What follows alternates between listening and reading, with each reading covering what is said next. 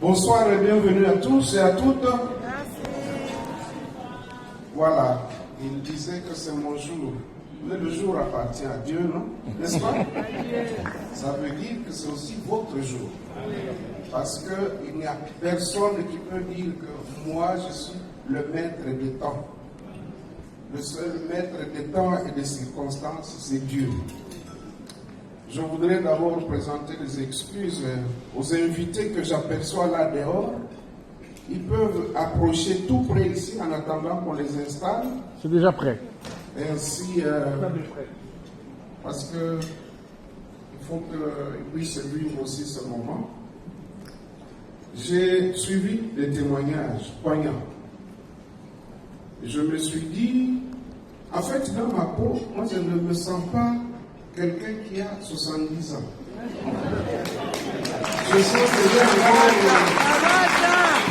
encore toutes mes forces, toutes mes énergies. Et donc, je vais continuer à travailler pour les autres.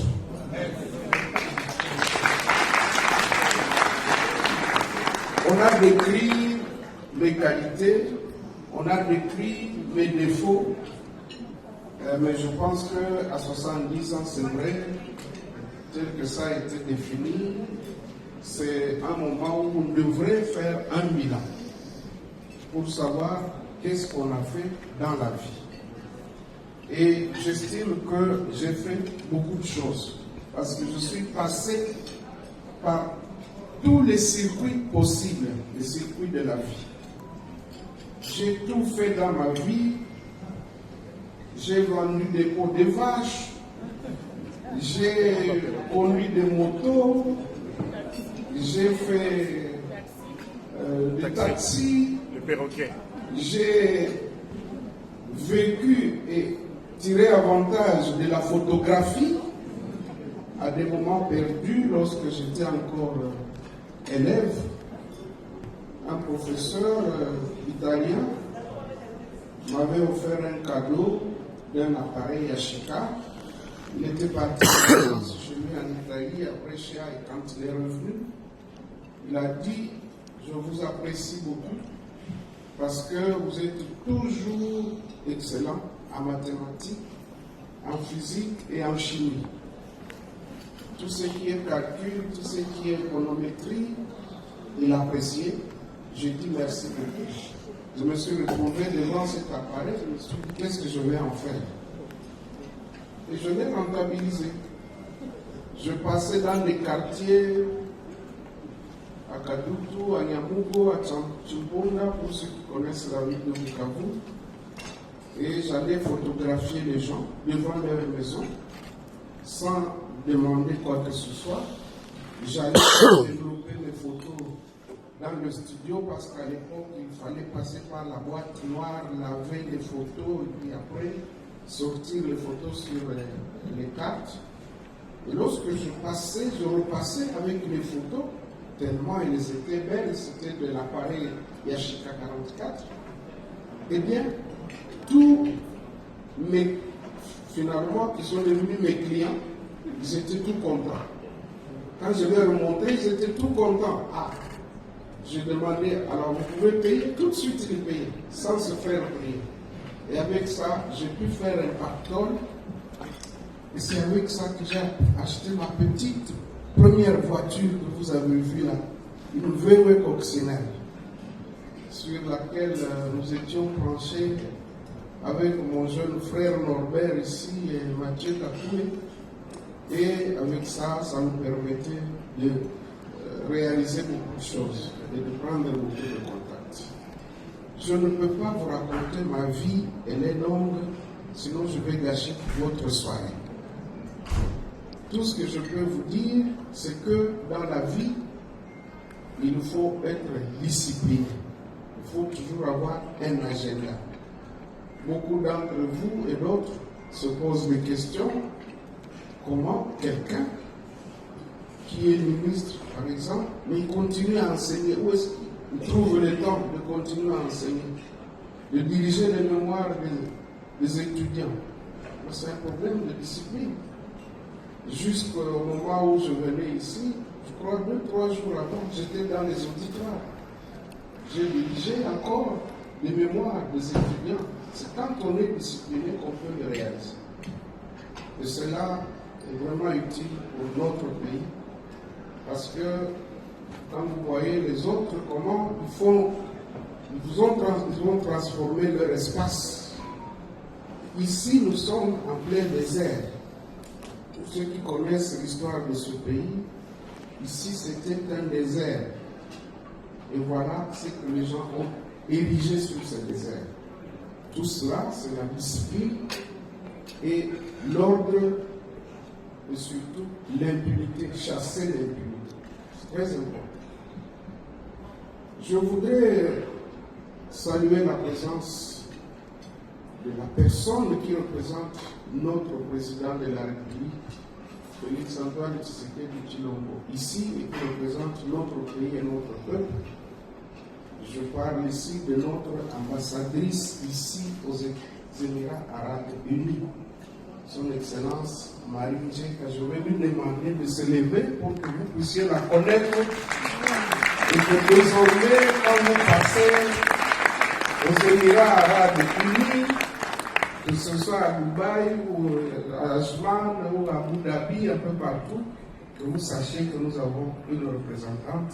Elle m'a très bien reçu hier. J'étais à Abu Dhabi dans son cabinet, elle m'a très bien reçu. Et nous avons aussi beaucoup d'autres ambassadeurs dans la salle. Ils sont nombreux ici, surtout nos ambassadeurs congolais. Nous avons l'ambassadeur Désiré Mwendanga qui est là avec son épouse. C'est notre ambassadeur de la RDC en Tunisie.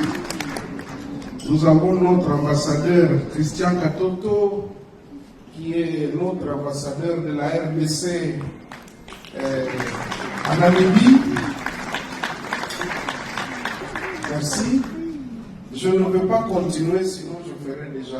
Mais je voulais vous dire que ici, ce sont les intimes qui sont conviés à cette soirée. Tout à l'heure, j'ai vu quelle était la difficulté effectivement de gérer les communications. Mais intérieurement, je me dis qu'au jour d'aujourd'hui, c'est difficile qu'un événement, petit soit-il, puisse échapper aux réseaux sociaux de nos jours. C'est quasiment impossible. Donc, ne vous sentez pas emprisonné pour ça. Je prends la parole pour vous libérer. Prenez vos photos comme vous voulez. Nous ne sommes pas venus comploter ici. Tout le monde sait que notre pays est en guerre. Nous sommes agressés par le Rwanda et des Congolais les soutiennent. Mais notre chef est en train de travailler jour et nuit pour que la paix revienne. Je crois que vous tous nous suivez les informations. Il ne dort presque pas. En tout cas, jusqu'à hier, il était au Togo, il y a 2-3 jours, il était en Angola, ainsi de suite. Il fait le tour du monde pour nous ramener la paix. Et nous avons la foi, nous avons l'espoir que cette paix va revenir très bientôt. Et donc, que nos frères et sœurs, nos parents qui sont à l'est du pays, et même les victimes de Bobondo à l'ouest, qu'ils sachent que nous sommes des cœurs avec eux, nous sommes solidaires. C'est vrai que 70 ans, nous nous permettons de prendre un verre de limonade, de partager un repas. Cela ne veut pas dire qu'on les a oubliés. Voilà pourquoi nous avions observé tout à l'heure 1 minute de silence en mémoire de toutes les victimes de barbarie que nous connaissons dans notre pays. Ceci doit nous interpeller, ce que nous voyons autour de nous. Jusqu'hier, notre grande sœur Marie Sangara nous disait, vous autres là, ne nous parlez plus. Vous nous dites, ah, vous avez réalisé ceci, vous avez réalisé cela. Mais est-ce qu'il y a une comparaison possible avec ce que nous sommes en train de voir ici? Je lui ai dit, vous avez parfaitement raison, mais nous pouvons faire comme eux et même plus que eux, parce que nous, on a beaucoup plus de potentialité que eux. Ce qui nous manque, c'est la discipline individuelle et collective. Ce qui nous manque, c'est peut-être cette volonté de mieux faire et surtout d'avoir l'amour du pays, l'amour de la patrie, l'amour du prochain. Parce que nous sommes caractérisés par des sentiments négativistes. Lorsque quelqu'un est élevé à la dignité, on cherche à le rabaisser. Lorsque quelqu'un gagne de l'argent, au lieu d'imiter ce qu'il fait, vous le combattez, vous cherchez à ce qu'il en perde. Le jour où nous allons changer de vision, de comportement, vous verrez que tout va bien se passer.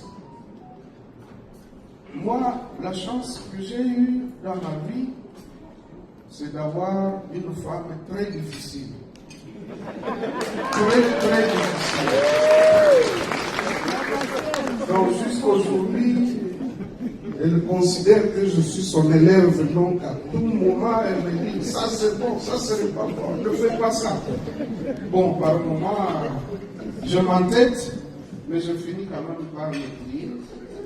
Mais je crois que c'est grâce à cette discipline que nous arrivons à surmonter tous les problèmes, toutes les difficultés que nous rencontrons dans la vie. C'est vrai que la vie, elle est ce qu'elle est. Je commençais par citer l'Éternel parce que c'est lui, c'est grâce à son souffle que nous sommes là. Je dois vous remercier, vous tous. Vous êtes dans mon cœur. Tel que je vous vois, vous tous là, je vous connais à cœur, je connais chacun. Donc, vous êtes mes intimes. Et vous avez tous, chacun s'est pris en charge. Et ceci doit être compris. Y compris mes propres enfants. J'ai dit que je vais célébrer de manière sobre mon anniversaire que vous m'offrez, parce que c'est vous qui prenez l'initiative, vous mes enfants. Mais montrez-moi que cette fois-ci aussi, vous ne comptez pas sur papa pour réaliser quand même un événement. Moi, j'ai toujours donné, toujours donné. Je pense qu'à 70 ans, c'est le tour aussi de recevoir.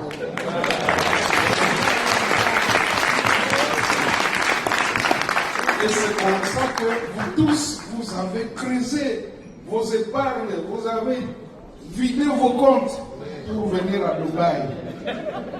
Je mesure la difficulté et la peine, et peut-être les jours que vous allez endurer après avoir séjourné ici, pour avoir perturbé vos programmes, mais soyez rassurés que la main qui donne, elle reçoit toujours.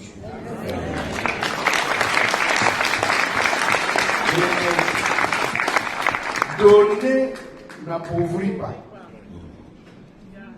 Garder n'enrichit pas. Et moi j'ai un principe selon lequel, pour que le bon Dieu continue à vous donner, il ne faut pas fermer le robinet. Parce que si vous fermez le robinet, ça veut dire que l'eau ne coule plus et on ne peut plus vous approvisionner non plus.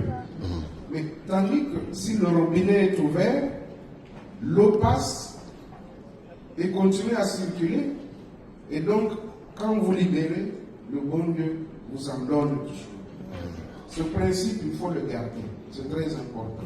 Moi, je connais certains membres de ma famille qui sont des radins. Je sais qu'ils ont de l'argent, mais pour effectuer une petite dépense, ils se font prier. Je leur donne ce conseil, ça. Dépensez sur avec intelligence et vous gagnerez sûrement. Je suis le témoignage de mes petits-enfants. Et je dois vous dire que je suis heureux d'avoir déjà un arrière-petit-enfant.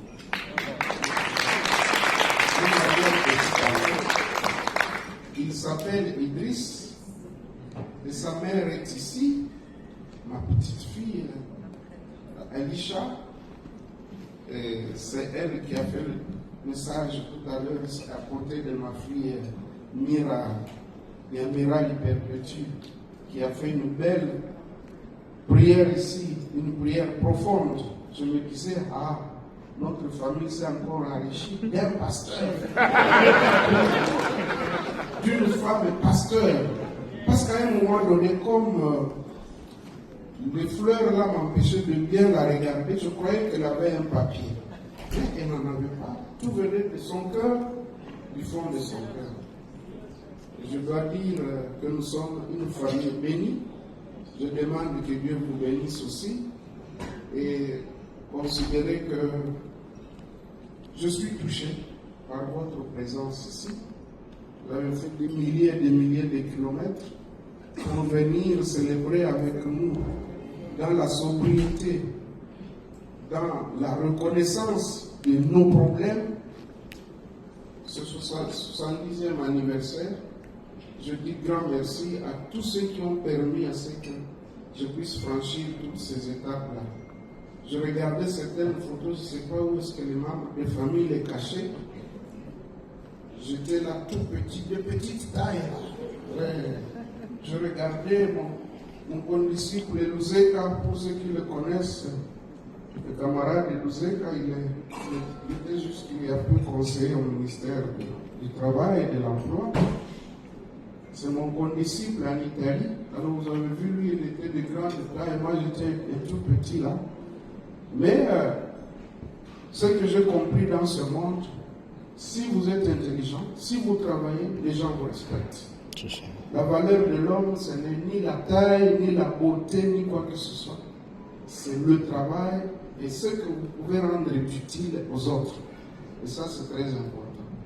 Et donc, j'ai constaté que presque partout où je passais là-bas, on m'offrait des bourses gratuites. Même si j'avais une bourse du marché commun européen lorsque je partais, mais là aussi on m'offrait une autre bourse. Et je me suis retrouvé avec un pactole qui m'a permis de commencer à commander des jeans Carrera, des pantalons, des chemises, mode italien. Et j'envoyais ça au pays et je gagnais de l'argent ici. À telle enseigne, quand je suis rentré au pays, lorsque l'ancien président avait décrété la démocratisation du pays, le 24 avril 1990, quand je suis rentré, j'étais déjà prêt à bien vivre à Kinshasa. Parce que ceux qui étaient avec nous, ils se disaient, mais vous voulez rentrer au Zaïre là-bas. Ah, c'est la misère, un enseignant, un professeur d'université n'a même pas l'équivalent de 100 €, comment vous allez rentrer là-bas? Mais eux ne savaient pas qu'avec mes petites économies, j'avais déjà acheté mes petites maisons. Une à Matete au quartier Tomba, une à Bandal, Chilong, une autre à Yolo Nord. Yolo Nord, ce qu'on appelle notre maison familiale. Et j'avais payé une petite VW et une Renault 5. La VW dont parlait mon jeune frère, mon frère Michel, le bourgmestre. Et donc, avec ça, j'ai pu m'installer. Ceci pour dire que quand on veut, on peut. Il faudrait que nous puissions servir effectivement d'exemple à la génération montante. Ne vous découragez jamais. Mettez de l'ordre dans ce que vous faites. Merci beaucoup à vous tous. Merci à ma chère épouse Marie-France.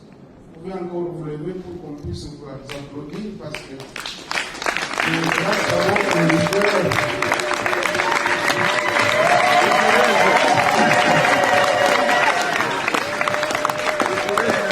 c'est la mère de tous ces enfants que vous voyez ici. Et voilà. Et donc, je voudrais terminer en disant bonne fête. Merci d'être venu. Que Dieu vous garde et que tout se passe dans la tranquillité. C'est vrai qu'il y en a qui ont raté les photos juste à l'arrivée, mais nous allons nous arranger pour que ceux qui avaient déjà pris les photos au moment où ils sont en train de danser, nous allons reprendre la série de photos pour que chacun parte avec un souvenir. Bon, on en déplaise aux réseaux sociaux, enfin, les réseaux sociaux vont se régaler, mais nous n'avons pas de compte à rendre à qui que ce soit. Merci beaucoup et bonne soirée. Mesdames et messieurs, est-ce qu'on peut se lever pour applaudir papa? Est-ce qu'on peut applaudir papa? Est-ce qu'on peut avoir des cris de joie? Est-ce qu'on peut dire d'une seule voix. Bon anniversaire! Bon anniversaire! De ce pas, DJ, on va demander de lancer la chanson pour ouvrir le bal. Merci de vous installer.